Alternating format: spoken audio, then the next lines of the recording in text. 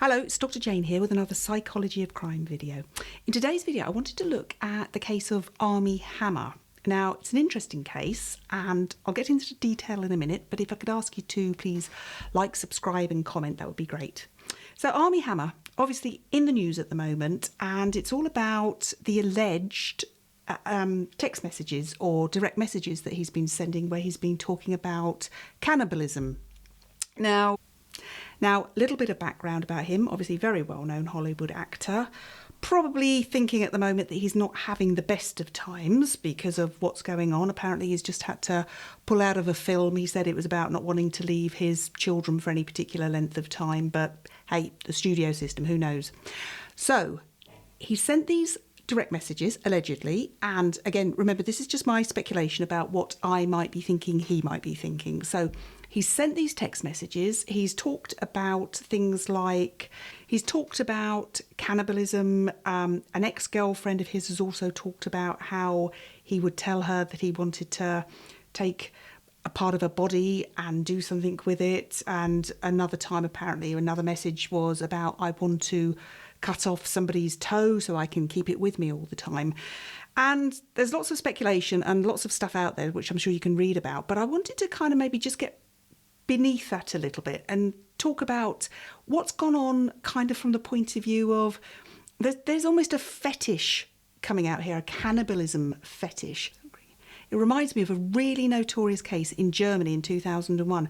And just purely coincidentally, the first name of the person that I'm going to talk about in Germany, who was known as the Rothenberg cannibal, was Armin Meiwes, I think the surname is. But yeah, I think it's just a complete coincidence that you have Armie and Armin, and we're talking about potential cannibalism. But anyway, let's just get on to this German case, because I think it kind of illustrates potentially what people are getting quite so excited about and het up about, because this was a fairly notorious case. So in 2001, Armin put out a message on now a defunct site called the Cannibalists or Cannibalism Cafe, where you could put messages out and meet like-minded people. Now, his message was, I want to find somebody that is willing for me to cannibalise them, to kill them and to eat them.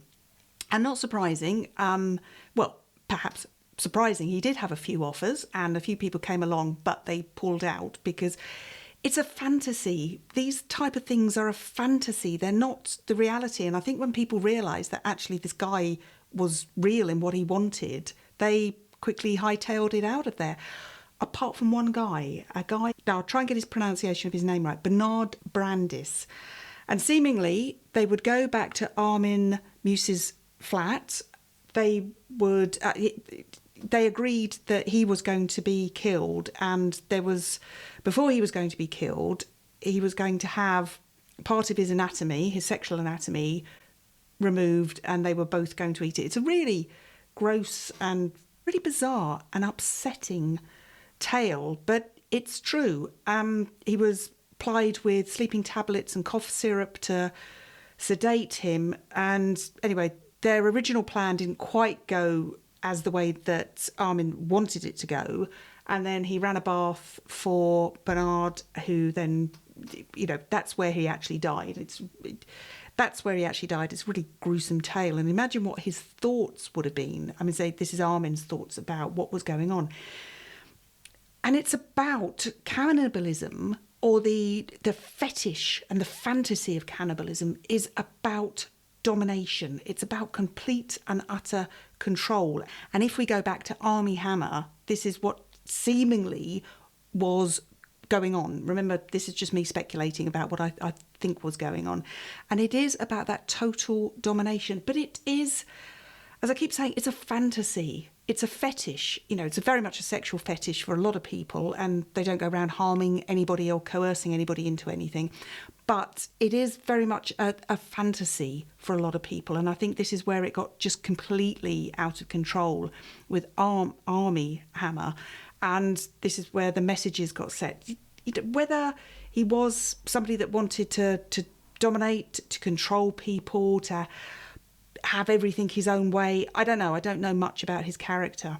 But seemingly this whole tale of what has gone on for him and sort of had really bad implications for him personally and professionally, from what I can gather, started with this want to dominate, because it's the fetish and it's the fantasy about that, but then it's turned into something else, as it did in the German case. And it is about domination, complete and utter domination. And when you have situations like this, I'm thinking about the German case, you will have, I'm controlling you, my thoughts are, I've got you, you're here, you're literally laid out in front of me, I'm controlling you. But it's 99% there, and the 1% has to be the agreement of the victim. And that is exactly what happened in that dreadful German case. And what Armin would have been thinking at those times would have been, I am in total and utter, complete 100% dominance of the situation. Seemingly, the original plan about the anatomy didn't go to as I say, to what he wanted to happen. And I think he possibly got cross and annoyed with that. So he had to then concoct another plan.